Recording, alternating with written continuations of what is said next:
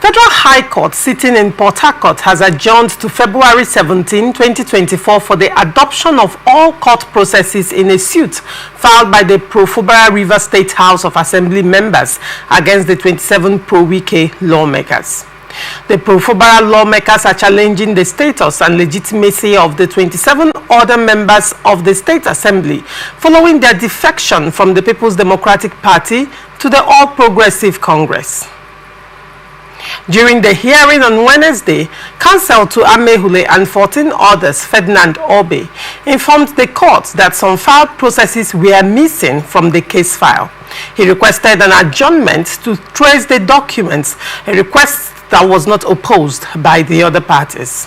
Meanwhile, the Attorney General of Rivers State and Commissioner for Justice, Dagogo Israel Ibroma, SAN, asked the judge to direct all parties to verify and regularize their processes at least 4 days before the next hearing date to prevent further delays, which was accepted by the presiding judge. Justice Emmanuel Obile, after listening to the submissions from the counsels, granted the request and adjourned the matter to February 17, 2025 for the adoption of all processes filed in the suit. Let me start with you, Chris. What do you make of the story? Well, this matter was filed before a federal high court.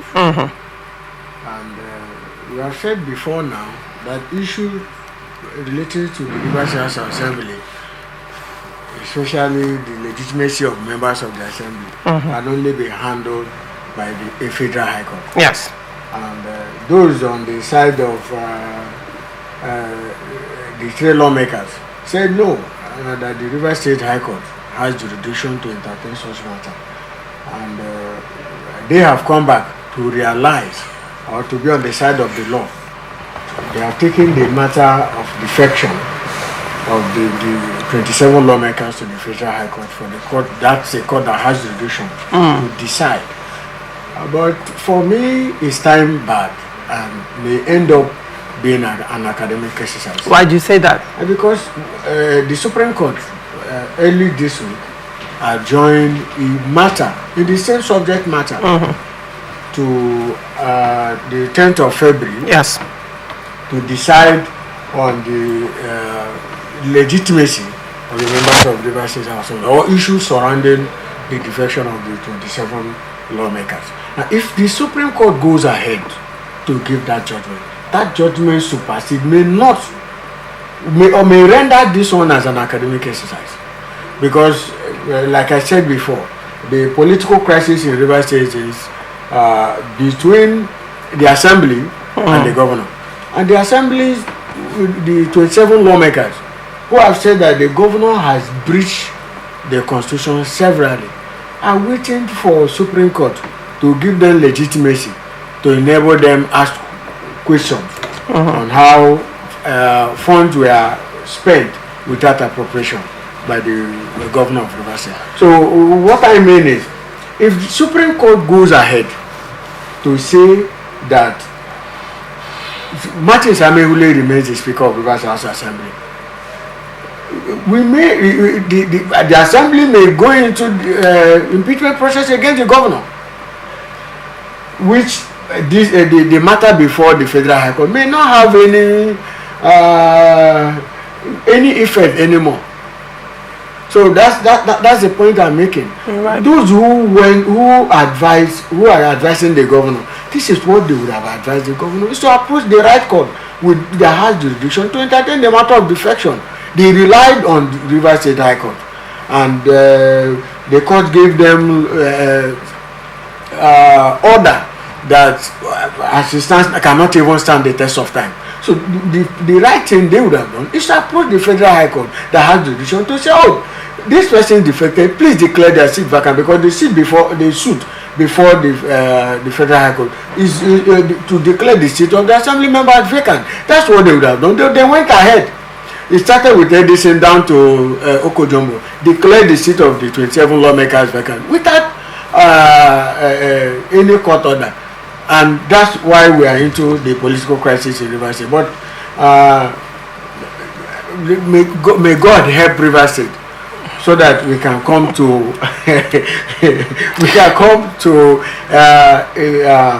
an agreement or a way of resolving the political crisis. Even when the major actors have said they don't see any, they don't see reconciliation as a means of resolving the political crisis. The FCT minister said that recently in the media chat that he does not see the possibility of reconciling with the current governor of Rivers State. But I think the matter here may be of no effect going by the matter before the Supreme Court. Okay, we'll still come back to some of the concerns that you raised. Kingsley, what do you make of this story?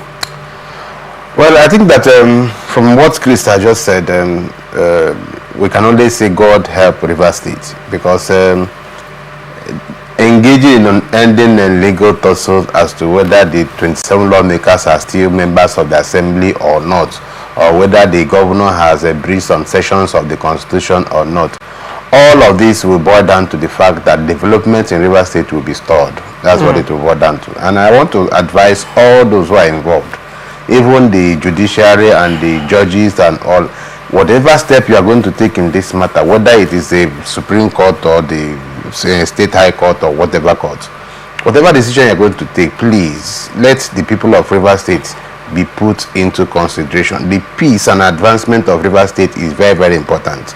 The development of Rivers State is important. The progress of the state is important, because I want to also say that even those who are saying that the governor has not kept pace with the constitution, I'm not also saying that because they love this state so much. They're just saying because politically speaking, the governor is their word against that of the governor. So it's not like they are too much in love with the people. So my advice will be that both the judiciary, both the governor, the 27 lawmakers, even the 3 lawmakers, everyone that has a matter, everybody that has a role in this matter should be patriotic enough and put the state into consideration. The Supreme Court, and both the Supreme Court and the Federal High Court, the State High Court, all the courts must know that any judgment that is given, either for the governor or against the governor, either for the lawmakers or against the lawmakers, that we put the peace and unity and development of this state into jeopardy cannot be allowed. Should not be allowed. It should not be allowed. So I just want to advise the major players. I was disappointed when the former governor of the state and the current minister of FCT said categorically that possibility of reconciliation is not even in sight. I was disappointed at that kind of statement, because no matter how hard we try, no matter how we quarrel, no matter how we fight, there should always be a room for dialogue. There should always be a room for reconciliation. There should always be a room for peace building, because without peace and reconciliation, we may not be able to get to where we want to go. The state has a lot of potentials, and if we continue to fight, if the gladiators continue to fight in this manner, then you will see a situation whereby the state will just moving round and round and without any advancement. So my advice would be that those who have gone to court to look for whatever you are looking for should be such that will ensure that the state is developed, that people gain employment. We have about 42% unemployment rate in the state, and I don't think that any of these judgments, either for governor or against the governor, will in any way bring down that negative indices. And I think that if we will be sincere to ourselves, to bring down that negative indices is something that everyone should be thinking about now, and not the propriety of whether the lawmakers are still members right or not. Wrong. Right. That will not save anybody's interest. But we all know that when someone leaves his political platform, for which he was elected into an office, without any grudge, because the Constitution has set parameters for one who may want to defect. So if you have defected without any of those parameters as set out in the Constitution, automatically your seat should be declared vacant. But when politicians begin to interfere with judicial processes, that's why I begin to see that this matter is getting to Supreme Court, is getting to is causing all this type of brouhaha that is causing us. So I want to just warn that those who are involved in this, should just know that we have a state in Rivers State, more than 5 million persons. Their interests are in this matter, and their unity, their advancement, their growth is at stake. So everybody should be careful about what to do in this matter. All right, very well. But then you talked about a situation where some set of people defect, or a politician defects from one party to the other, when, you know, without actually having that particular proviso by the Constitution, not fulfilling that proviso and defecting, is liable to defect his seat. And you said it's automatic. First of all, is there any part of Nigerian Constitution that is automatic? Then that is self-executory. If I what I mean is that the Constitution has already provided that if you want to leave your political party after you have been elected, there are certain conditions that you must meet. And if you don't meet those constitution, it's just for the court to prove that you have not met this constitutional requirement, and so your defection is valid or not valid. From the Constitution, it's actually the Speaker of the House that does that. That does the pronouncement of when he does the pronouncement. And there are also other requirements that are also expected that must be fulfilled by the House as well for that to happen. But that's on one hand. Now, on the other hand, let's look at the establishment of this defection in the first instance, because I think to a large extent it is at the heart of the crisis. You know, the crisis in Rivers State has so many branches and so many sub-branches actually. So this defection is actually a branch of the crisis. But when you're looking at the defection itself, you know, establishing the fact that these people have actually defected, the defection is from, or alleged defection in this instance, is from PDP to APC. Yes. Now, the PDP is still claiming that they are their members and they are in the party register. Right. And you recall the ratification that happened in Rivers State, PDP ratification exercise. These House of Assembly members were ratified. They were in that ratification exercise. Meanwhile, with regards to the APC, that the party that allegedly they defected to, you know, the APC caretaker chairman, as at the time this defection allegedly happened, even though there was a revised exercise that happened, has come out to say that there was never a defection. These people never defected. And then I've had the privilege of also having a member of the State Executive Committee of APC under Tony Okocha, actually, who was who is pivotal, you know, basically in PDP in Rivers, APC in Rivers. I've asked him several questions. Are you privy to the party register? He said yes. Are these people in the party register? He said no. And on another day, I was also privileged to have the same man and another faction of APC member. He is also part of the executives. And he said that, you know, that that's the Emeka Beke faction of APC. And that one said, the man said that these people are not in the Emeka Beke faction of APC. They are not in the register, that whatever activity happened did not happen under Emeka Beke. It happened under Tony Okocha. And now Tony Okocha is saying, they are not my members. Well, I think that we are dealing with a situation, we are dealing with a set of persons who are not sincere to themselves. They are not men of integrity as far as I'm concerned. We all saw it on the live TV when they were singing and waving flags of another political party and things, and saying categorically that they have moved from PDP to APC, only for them to get to the court, only for them to be challenged, and they run to the court. And the court said that because it was not written, therefore there was no defection, there was no evidence. And so we have a situation in Nigeria where people say one thing outside and go inside and do another. There is no other way of saying that somebody has defected from one political party to the other than for you to air it out.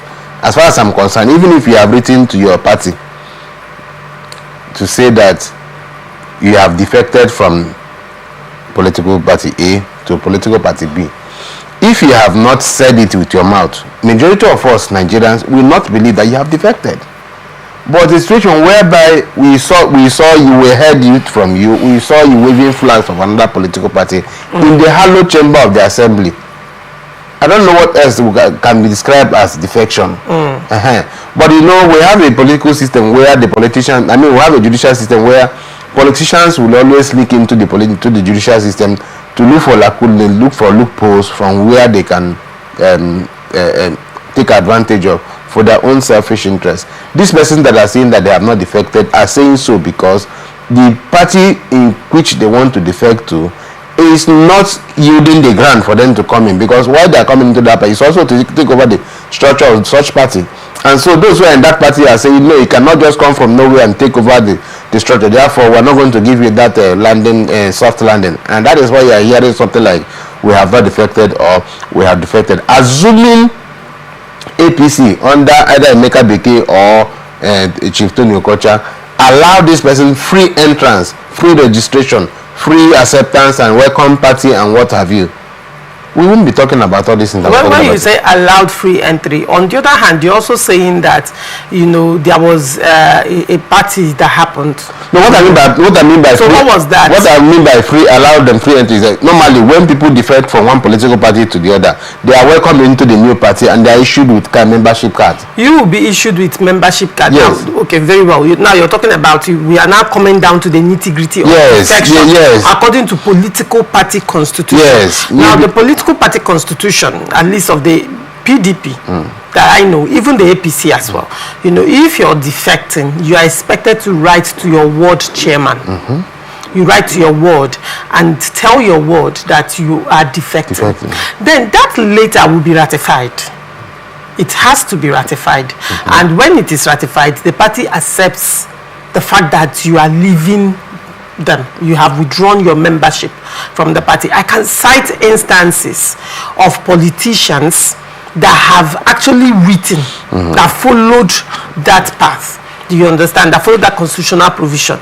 And then when you're moving into another party, you're expected to also write to that party, you know, a letter of expression of interest of membership to that party. And that letter also will have to be, of course, the party will verify that, also inform you and all that. And a party card will be, membership card will be issued to you. You will be in the party register. Now, you go to APC. You can't find them anywhere. Both Emeka Beke's faction is not in their register. Tony Okocha's faction is not in their register. And then you go to PDP. They are in the PDP register and they participated in everything that PDP has been doing. So when you say that, you know, what you, as far as you're concerned and other Nigerians, what you understand as defection is when it is verbally expressed. Yes. That is what counts. But you know, when you go when it comes to judiciary and the law, the law is not interested in what you have said. The law is interested in the law. Did you fulfill the provisions of the law in doing this? It's just akin to someone saying, maybe we're on national television, and I say I'm Mrs. Izejobi, and I tell the world that I'm Mr. Kingsley's wife. By the fact that I said it on national television, your kinsmen don't know me. Your family, they don't know me. And to a large extent, I am also a persona non grata to you, because at no point were we married or even in a relationship. So what is the local standing? Do you get what I'm saying? I do. I do get what you're saying. Now, the point I'm trying to make is this. See, for you to defect from one political party to the other, there are constitutional provisions that you must fulfill, right? Now, announcement of that defection is more like icing on all the processes. So more like but at the same time, I do not also expect a man of integrity to come into in a public space to say, I have defected from party A to B. And then when he's challenged, he now said, I did not write it. All right. Do you understand me?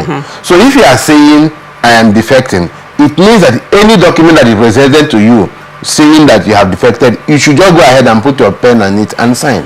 It's not that you come and tell us, I have defected in the afternoon. Then in the night you now say, I said I have defected, but I have not written it down. Why will you tell everybody that you are this when you know that you are not, you are being mischievous? Why should you even come in the public place to mislead the public. Right. Why should they do that? So that's why I said this. We are dealing with men who are not who don't have a lot of integrity. Because if you have a lot of integrity, there are certain things you cannot do. There are certain things you must not do. So I want to appeal to our lawmakers, our politicians, to, in addition to whatever they hold there, to add integrity to what they, so that whenever they say something, they follow through what they have said. It's not for you to just come on national TV to say anything, and the way you are challenged, you say people should come to your house tomorrow morning to collect 10,000 naira. Only for them to come in the morning, you now say the bank has not opened. Right. For you to say people should come and go, that means you have the 10,000 in your hand. Very well. Chris, what do you have to say? Also, bearing in mind, while we're still talking about this, there is this matter of the affidavit that the 27 lawmakers swore, and then to a large extent, I think that affidavit was withdrawn. One would say, because when the issue of swearing an affidavit to the effect that they have withdrawn, you understand, or they have defected, one would say, is that not perjury? Does it amount to constitutional defection? I think we are now dealing with constitutional and unconstitutional defection at this point. Okay, from what my brother Kingsley said, calling for that at this stage, it is important to consider the peace of the state and development, which I agree completely that while we fight, the interest of the state and the development of the state should be our utmost priority. Having said that, on the issue of defection, the law is very clear. Those days when I was in university, I have a roommate who is a lawyer. He will always tell me that there is a big boundary between emotion and law. I think that's what the situation we are in River State. So many persons see, we are looking at it from the emotion angle and not the law. For example, if the law is very clear on the electoral process, you contest election, like during voting, you can't vote, you must record that vote. If that vote is recorded, you must declare the winner. When you declare the winner at the unit level, you collect that same from the units at the ward level. You collect at the AGA level. If it's for the governorship election, you also collect at the state level. That a candidate won and was declared at the polling unit level does not mean that you are, even if you have won. The law said follow this process. If you fail to follow any of those processes, that election will be void if it's challenged before any court. So I'm sure that's what we are battling in the state. The law is very clear. If you defect, the speaker will declare your seat vacant. And that's all. And the process was not followed. That's just why we have this issue in this state. The process of declaring the seat vacant was not or followed. The process of defection? Which of them? Processes were not followed. Okay. First, before you defect, like he said, I agree with him. There must be crisis in your party. We cannot establish now if there is crisis in PDP or not. That is left for the court. As at the time of that defection. Being defected. That is left for the court to decide whether this defection is in order because there is a crisis in PDP or not. That's one part. Now, if you defect, the law said the speaker will declare your seat vacant. And we have seen instances, even recently a senator defected. And he's still a member of the National Assembly. Automatically, he did not lose his seat. The Senate president will have to declare his seat vacant. That's the provision of the law. You cannot leave the law and dwell with emotion. It does not work. You defect, your seat is declared vacant. In the case of the 27 lawmakers in River State, I don't want to go into if they defected or not, if the defection was proper or not, assuming that they defected properly. Did the process of declaring their seat vacant followed? That's the question. That's where we are. It was not followed. We saw somebody who is not a speaker declared himself as a speaker of the House of Assembly and declared their seat vacant. The law did not provide for that. That's why there is crisis in this state. unfortunately, maybe I would say there is a lacuna in the constitution because the speaker also defected. The law says when you defect, the speaker will declare your seat vacant. But in the case of Rivers State, the speaker also defected, and no seat was declared vacant.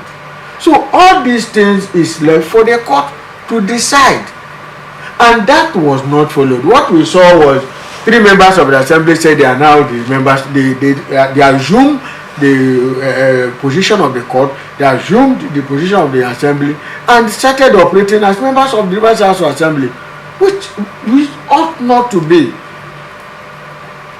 since we are not declared vacant. And that's why when the matter was filed before Justice Omotosho, Omotosho said there is, with the records in court, there is no evidence to show that Edison or Victor Okumbo is the Speaker of Rivers Assembly. This appeal court went further to reaffirm the position of the Federal High Court that the evidence before the court, there is no evidence that the Martins Amehule was removed as a speaker.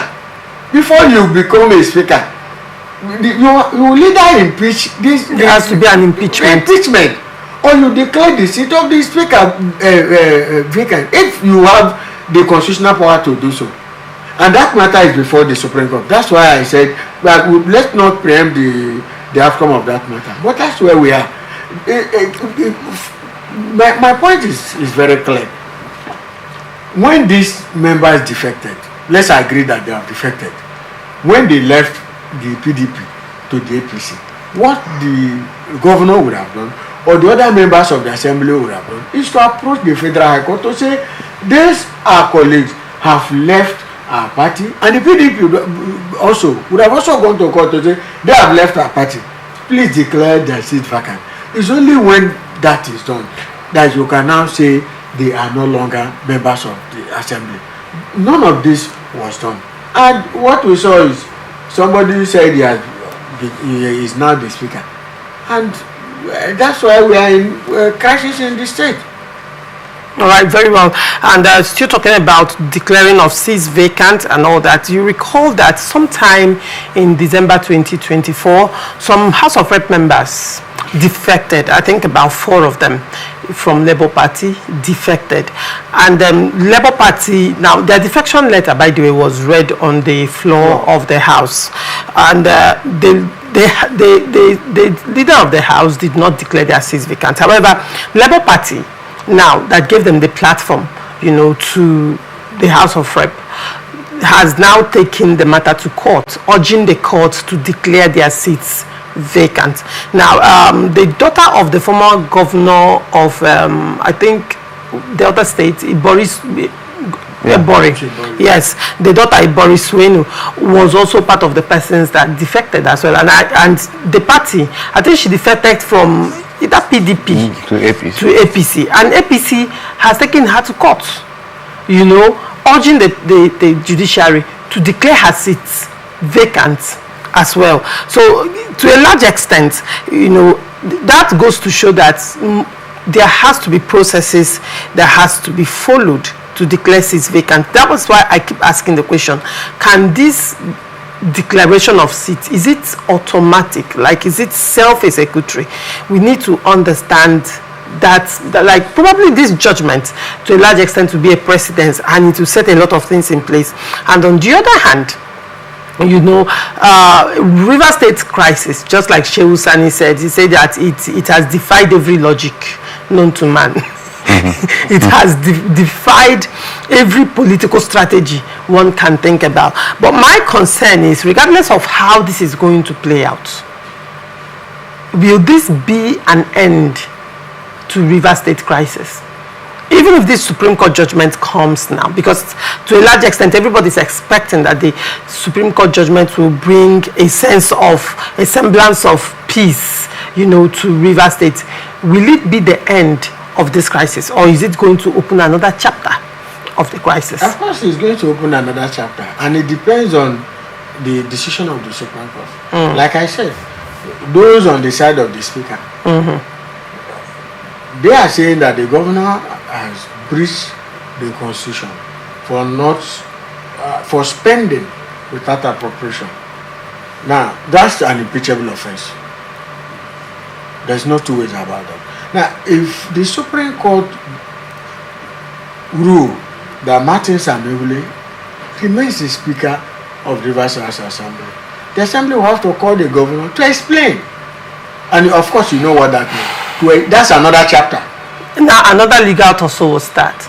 You recall that when the threat of the first impeachment process, happened, the governor, there was a court order barring the governor, barring the Attorney General of Rivers State, barring the clerk of the House from receiving impeachment notice or any resolution, or documents from the Martin Samewule-led House of Assembly. Now, another fresh crisis. That will open the door to another fresh crisis. That's what you're saying.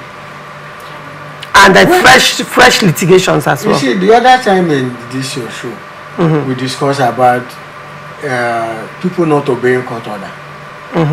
Unfortunately, the judiciary has allowed itself to be dragged unnecessarily into the crisis in the state. I don't know why a court will give order that the assembly should not carry out its constitutional duty. Of course, impeachment is a constitutional issue, and no court can stop that. That's the point. But my point is that we will go into another chapter of the crisis. If the court said, "Oh, Martin Samewule, you have defected. You cease to be a member of the Rivers House Assembly. You cease to be the Speaker." That's to an extent will close bring some level of peace in the political crisis in the state. The supporters of the deputy minister will have to wait for election, which will might bring up another crisis because everybody will have a point to prove. Yes. So they will now go to apply to wait for election to see if they have the number to vote out the government. All right, very well. But if the Supreme Court decide the other way, that Martin Samewule remains the Speaker, then we're going to a bigger crisis because the Assembly will make a move to impeach the governor, and they have threatened severally. Maybe at that point, there might be compromise and cause for reconciliation will come stronger. Hopefully, any which way. I am very hopeful that probably this can be resolved amicably, regardless of the judgment. The Deputy Minister has said that there is no peace in sight. He's a major gladiator. Well, whether you like it or not, the crisis in the state is between the FCT minister and Governor Pro-Fubara. And when one party has said we are not ready for it, then it is a signal that from the governor's body language as well. Would you say he's also ready for peace? Well, the governor looked very simple. He looked like a peace-loving Nigerian. But what about those around him? This is the same governor who went to Asoro and came out to say that he can do anything for peace to come in the state. And after some time, we saw the governor debating. We saw his advisors. We saw those saying, the governor is too big to obey the peace initiative reached by the president. And all of a sudden, the governor stopped talking about the peace deal. He looks like a gentleman. I saw him the other day.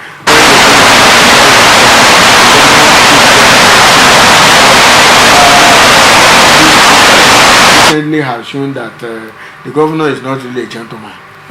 All right, very well. Izejobi, you talked about development and the consequences of this Rivers State crisis in development in Rivers State. Now, let's look at the recent National Bureau of Statistics when they talk with regards to foreign direct investment in Nigeria. In fact, when they were analyzing all the states, statistically, Rivers State had 0 FDI.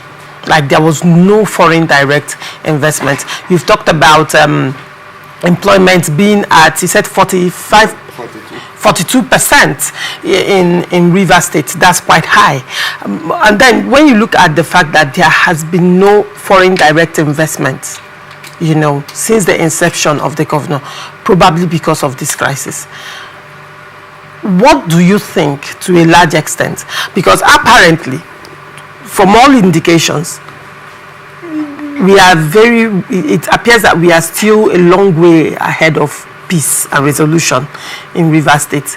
How do you see this panning out and affecting Rivers people in the coming years?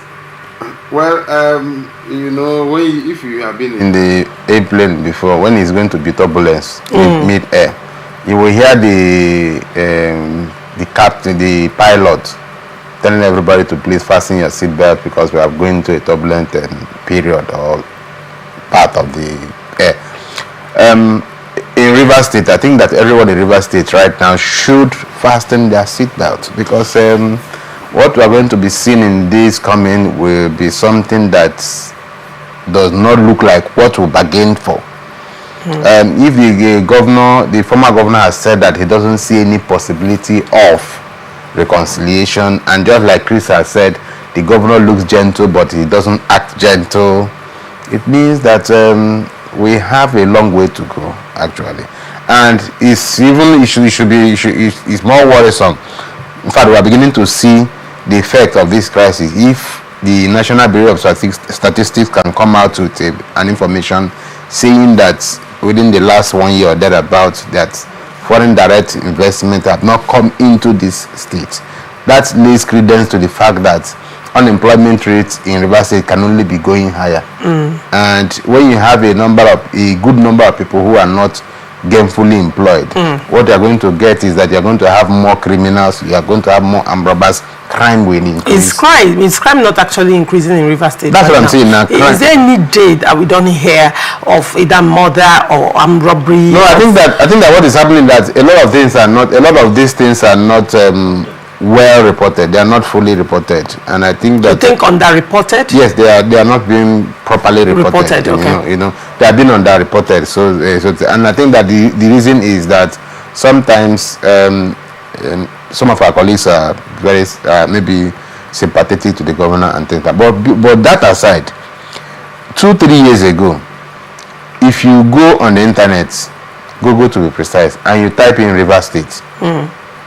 And you look at images, what you are going to see are gun-wielding men in speedboats. That's what they are going to see. Do that same thing for Cross River. You will see another thing that is more enticing. Do that for Lagos State. You will see another thing that is more enticing. But do it for Rivers State. You will see men who are carrying guns. Who are these men that you are seeing are not men of the Nigerian Navy. They are not men of the Nigerian police. They are non-state actors. And that is a simple indication to anybody who is outside of this country who wants to come into this place to do business. You just type in Rivers State and you see men who are carrying guns. The next thing that comes to your mind is that this place may not be safe for me. So that's why I think that both the governor and the former governor and their supporters should be more concerned about this image that they are painting for the state, rather than who is validly nominated and who is not validly nominated. For instance, that section of the Constitution of the Federal Republic of Nigeria which talks about defection said that a member shall vacate his seat. A member shall vacate his seat. It didn't say the speaker will declare the seat vacant. And I think that this issue of the speaker declaring vacant stems from the fact that you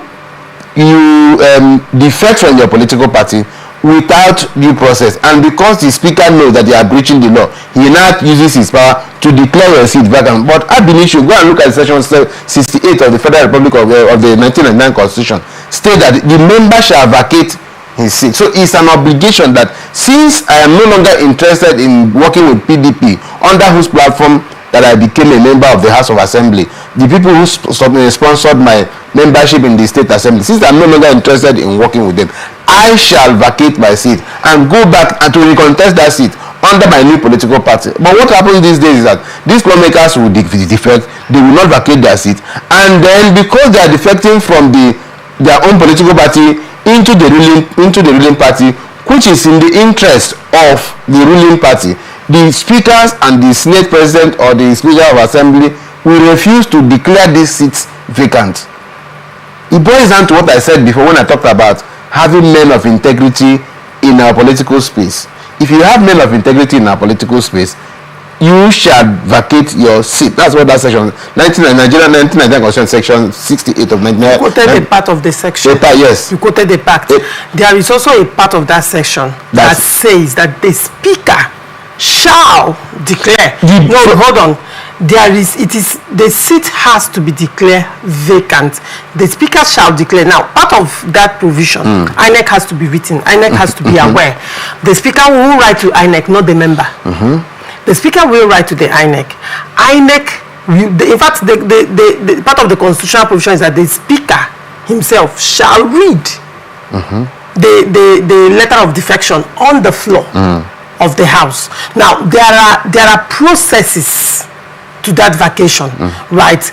And it is the speaker that declares it by his mandate as the Speaker of the House, that declares the seat vacant. So you quoted a part of the Constitution. Probably after now, you should take time and read throughout that section. You will see everything that has been stated, everything. Because, you know, usually when analysts talk about this defection, usually most times what I get is you even went ahead to even quote that one. So we'll just come and just quote 109G and it ends it. Now I'll now ask them, how about A? How about F? How about I? Now these things are a process. If you go through all of them, a speaker declares the specific. Now the point I'm trying to make is that you cannot come to the public and say that you're no longer a member of XYZ political party under whom or who sponsored your membership of an assembly, and then you go back when you are challenged, when probably as we are elected you are given privileges. When those who gave you those privileges come for their privilege, you will not say no, that you did not defend, that you have not written it down, it has not been gazetted, it has not been this, but you have voiced it out from your mouth. What else? See, personal testimony, I'm not a lawyer, but I know that personal testimony in law court can suffice. Are you guilty or not? You say I'm guilty. The court will move to the next level. The court is saying that you are the one who pronounced that you are guilty of what you are accused of. So at that point, the court will now move to the next level. Either they want to grant grant you mercy or pardon or whatever. They will move to the next level, because on the basis of your testimony, which says that you are guilty of what you are accused of, therefore this and this will be done. The point I'm making is that if you are not ready to defect from political party A to B, don't come out in the public to make a statement to that effect. All right. Doing that means that you are not acting as a man of integrity. And I think that political office holders should be men and women of integrity, who say one thing in the morning, mean that same thing in the afternoon, and stand by that thing in the night. All right, very well.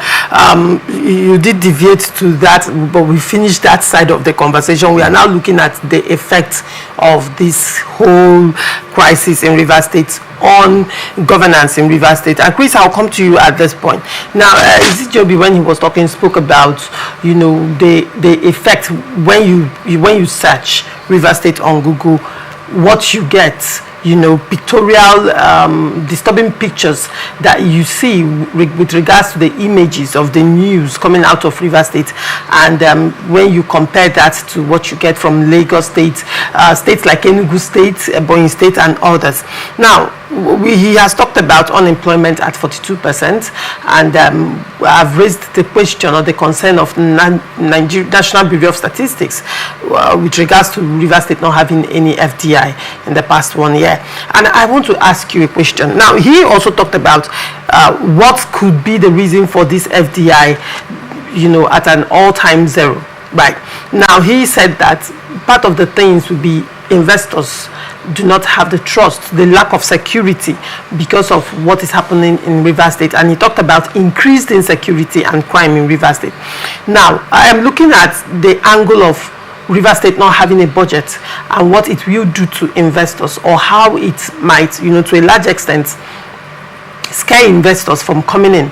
Because most times foreign investors do their due diligence, thorough due diligence before investing in a state, because they want to be sure that that level of investment will yield returns in the coming years. Now, to a large extent, when as an investor you want to invest in a state, you're going to look at what the state is prioritizing at that point in time, you know, where the state is pushing in more money, you understand, the needs of the state and all of that. And all this information can be gotten from the budgets.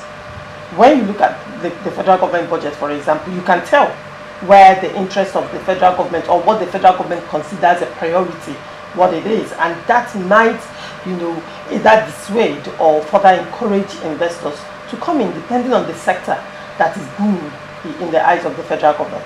Now, when you look at it, do you think that Rivers State having its budget under contention is part of the problem? Well, I don't agree with that. The issue of budget has anything to do with investors coming into the state. But I think the political crisis in the state and the instability has a lot to do with that. Then the other factor where you talked about investors not coming to the state as a result of insecurity. There's another factor of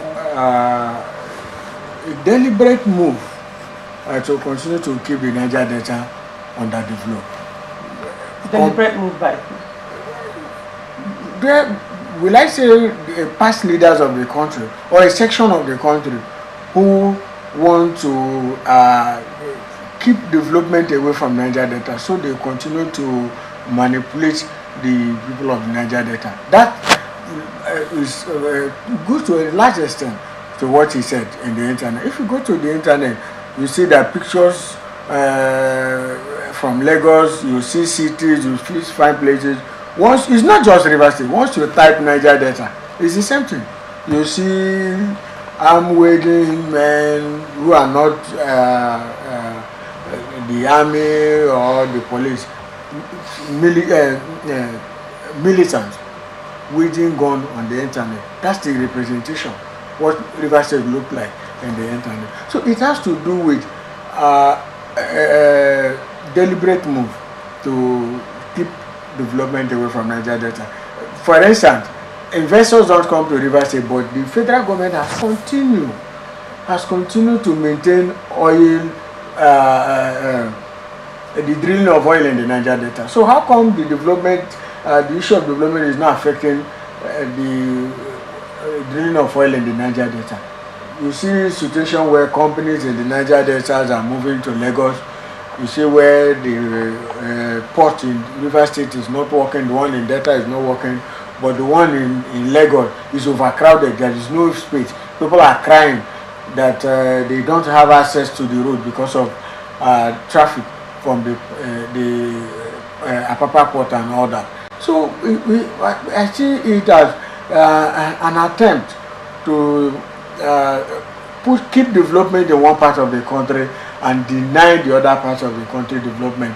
This thing did not just start today. It has nothing to do with the political crisis.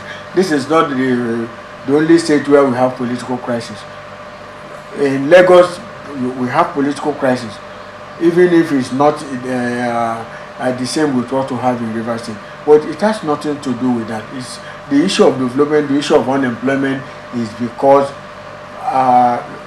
companies have left the Niger Delta and either in Lagos or Abuja. But the political crisis is contributing not with the same percentage with what insecurity and deliberate attempt to by political gladiators now, in the country. Do you think that the news emanating from Rivers State and the news emanating from the Niger Delta to a large extent has been doctored to present Niger Delta and probably Rivers State in a negative light? Yes, and that is what is scaring the investors from coming in? Is that what you're saying? That's the truth. Because I don't see a reason why the oil companies have continued to mine oil in Rivers State. They have continued to drill oil in Rivers State, but you can't have their headquarters in Rivers State. How do you explain that? Dangote built refinery and is in Lagos, and the oil that he will use in the refinery is from Niger Delta. How do you explain this whole thing? The Niger Delta is not safe for investors. Rivers State is not safe for investors, but Rivers State is safe for oil drilling. Every day, government lift crude out of Niger Delta to Rivers State. But there is security. They provide security to lift this oil out of the state. But there is no security for investors to be in the state. Look, why do you explain all that? So it has to do with government policy. It has to do with being from the minority. Now, when you talk about the federal government providing security, the security of a state lies at the buck stops at the table of the governor, and that includes that includes the security of the state, regardless of the state. Now, when you say the information or news put out there about Niger Delta or about River State may be doctored, one would tend to raise an eyebrow, because news coming out of the northern, probably most of the northern states are not palatable as well, from issue of most especially with the issue of insecurity, Lakubara, Boko Haram, ISWAP, and all of that. Every single day you hear news of insecurity coming out of the northern states every single day. Now, you look at the southeast, I will take Anambra State and Imo State as a classic example of having negative news almost every day because of the level of insecurity and the level of killing in these states, and to a large extent it is grossly underreported. You see the way I stressed grossly, because it is in fact it is, I don't know how to explain the gross underreportage of the killing and insecurity in Anambra State and Imo State. And when you type in these states, you will see that this is what is going on, and it is grossly underreported. And the same thing is happening in River State, you understand. So when you say it is deliberately being doctored by certain persons, one would wonder, how is it deliberately being doctored? Are this information, are they false? Are they not happening? Are they not true events that are happening? I mean, when Jizobi was even talking, he said that he believes that it's not even being reported as much, because probably some journalists do have sympathy from the governor. I mean, he said it, and he is a journalist, a high-ranking one at that, and he said he believes because of certain level of sympathy, some of these things are being underreported. And I said in Imo State and in Anambra State that I'm very much aware of what's going on there. It is grossly underreported. So how then is it is a state being targeted, and the information coming out of that state being doctored in order to scare investors away? How can an investor who is going to invest probably millions of dollars in a state not do the due diligence of understanding the economy of that state? And the only way one of the ways you understudy the economy of a state is to understudy its budgets, to know what the state is prioritizing. For example, if I am into security, I'm a security professional, going by the fact that Nigeria is having serious insecurity issues, and probably I own a factory manufacturing spy equipment, you can be rest assured that I will do everything humanly possible to collaborate with the government, because it's a priority of the government. When I look at the budget of the national of the government, I can tell that, okay, if I push and press the right buttons, probably I can get this collaboration and partnership. But when you're not sure of what is on ground, it boils down, it is one of the things that one would say, if you are an investor, will advise some of the decisions you make. I don't think anybody will be willing to invest heavily in a state that is unsure of what the economic stand is. But then, Ijizobi, you wanted to say something. Yes. As we round up. Yeah, well, the truth is that there is a section of this country that controls the media. Okay. And that section of this country has succeeded in painting any state they like, whatever they like to paint the state. I am from Imo State, and I spent my Christmas and New Year holidays in my home state, and I saw with my own eyes security agencies who will just keep their guns at home. and just be walking on the streets without anybody harassing or molesting them in Imo State. Now, that does not say that there are some cases of confrontation between the non-state actors and the security agencies. Oluzon. I am from Idato-North local government area. Idato-North local government area is in Olu Senatorial District. If you are going to my village, you will pass Olu before you get to my village. And I have been passing there for the past 5, 6, 7 years since this crisis started. I have never had a cause to run or to have to take cover somewhere because there was a shootout. That is to show you the frequency of what happened. Most times they are isolated cases. We were at home during Christmas and New Year celebration. We didn't have any cause to take any extra measure. My house in the village is not fenced, but I have never come back one day and discovered that maybe the yam I kept was stolen. That does not see that we don't have some of this thing happen every now and then. But the point is that the way they are being stressed outside of the shores of Imo State. Well, my experience is very different. I'm also from the same state. However, from where I come from, yes, you know, it is very peaceful, extremely peaceful. You can walk, you can travel with your doors open and come back to meet it the same. However, I have personally witnessed crisis in Owerri itself, right? And I think that was prior to the elections. I have witnessed crisis even on my way as I was traveling to Owerri.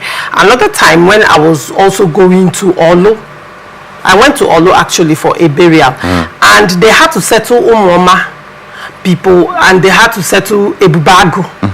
These things, they are always fighting. In fact, one of those days, I had to go. I have a friend that is from Olo, and his brother slept in the bush for 1 week. Because of the crisis that were going on. In fact, literally that particular village, all the young men, most of the young men in that village are out of that village. So can we say that the fact that or I will use some of the northern states where insecurity is going on, for example, the fact that a particular city or 2 or 4 or 5 cities in that state is peaceful doesn't mean that where that crime is happening is not happening and it's not being underreported. No. The point, let us not mix this thing up. The point I'm making is this, that insecurity with regards to Rivers State, Imo State, Anambra State, and even some states in the north is reported according to how these guys who are in control of the press in Nigeria, how they paint it. Do you understand me? There is no amount of crime that you cannot see in Lagos State.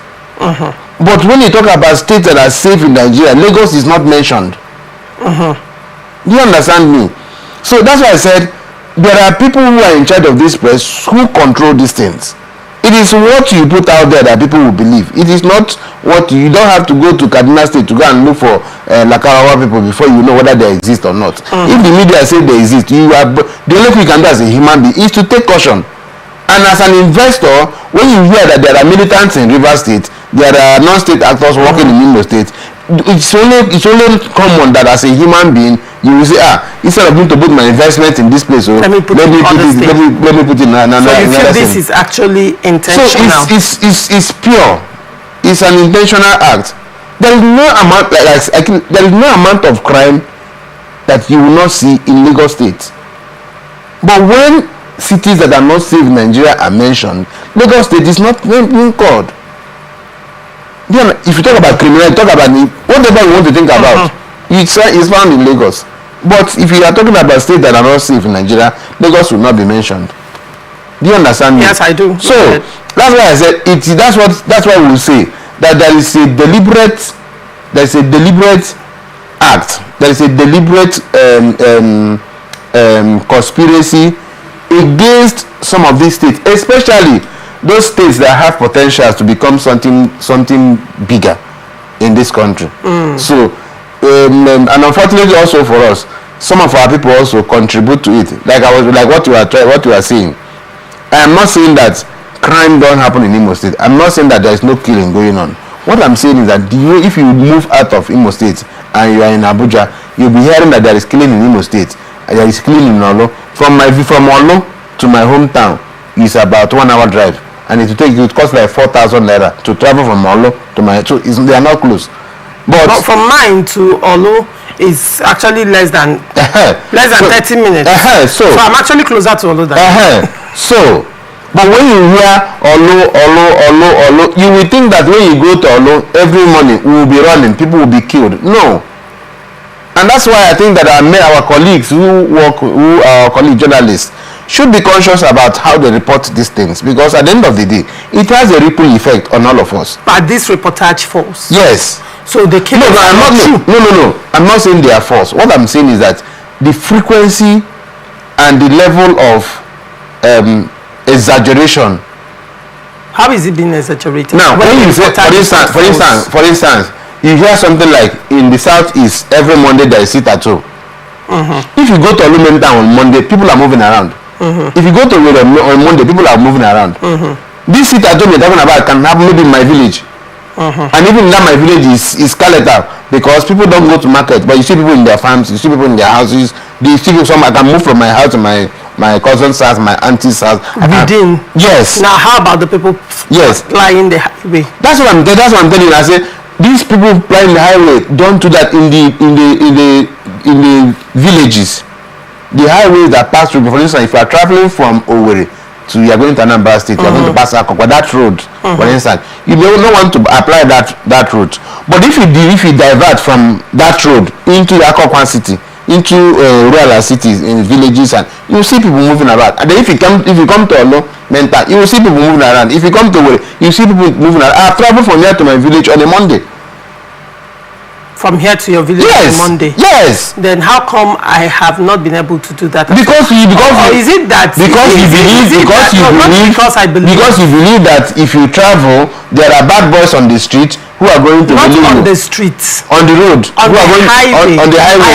I have had that experience. That could be once in a long while. I have done it countless number of times.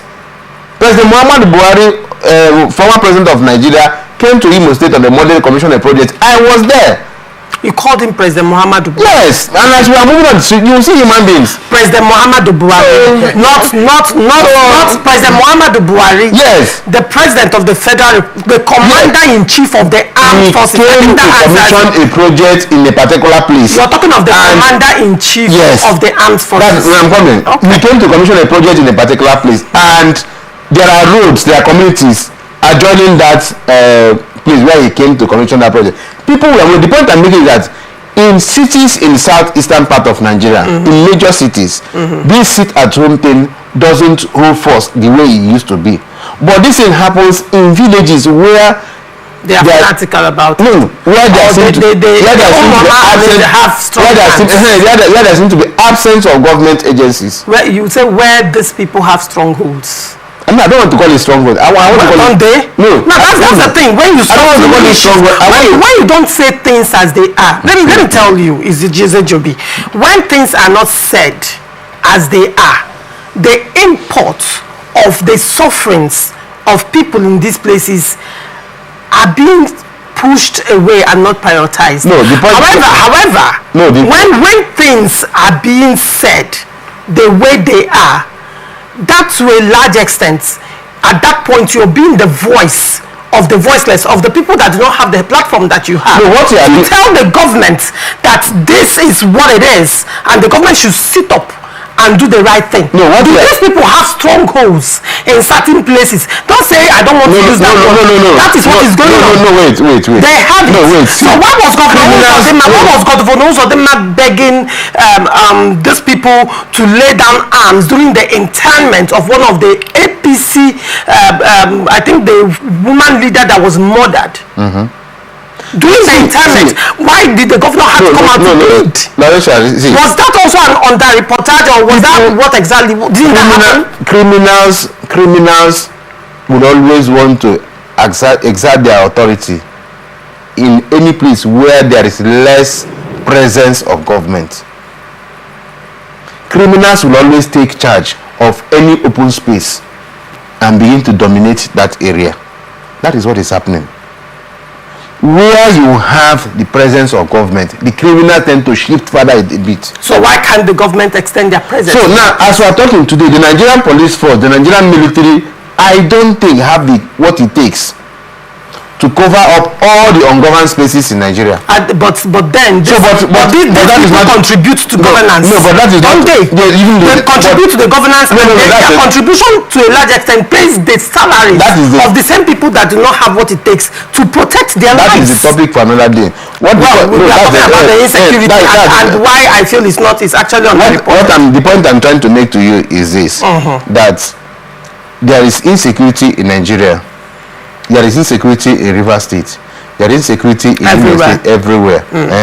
But some states are suffering the stigma of being rated as highly volatile states against other states who have similar or not or even more. Okay. But because some persons have the control of the media, they manipulate, say things the way they like to say it, and then all of us are forced to believe it. All right, very well. Chris, as we round up, what do you have to say? Well, I agree completely. Like you said, there are insecurity. There are pockets of insecurity in some of these states, including River State and Lagos. But when we look at the causes of this thing, you said the governor is in charge of security of the state. I disagree with you. Okay. The governor is a ceremonial chief security officer of the state. The governor does not control the commissioner of police, neither does he control the military. So these things are being controlled. They are removed from the top. Okay. So last extent, if you look at the insecurity, it is the government, the central government that controls everything. What is happening in Imo State today? You cannot completely rule out the federal government out of it. You can't completely. That's a conspiracy theory. You can't. Is that not a conspiracy theory for you? Chris, that is a conspiracy theory. Why do you say that? You can't. The issues in Imo State started with Nnamdi Kanu and all that, and then Nnamdi Kanu is being tried and all that. So there are a whole lot of issues. So when I say there is a section of the country is trying to dominate the other, that's what we see. It results in insecurity. People who want to make sure that River State is not developed, that development is centered on their part, they are playing their games, ensuring they use both the media, they use whatever. Everything. They have to control the country. And so, bottom line, what you're saying is the reason for this is in order to continue to control the resources of River State. Is that what you're saying? Particularly, you're talking about the oil here. Yeah. So we narrow it down to one thing. For you, the concern is around the cartel in the oil and gas industry. That's why the seaport in River State and that have never worked.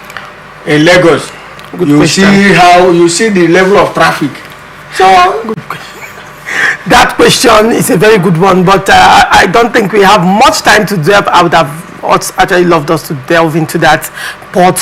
I think it's a crisis actually, but then it is what it is, and we are out of time. Thank you so much,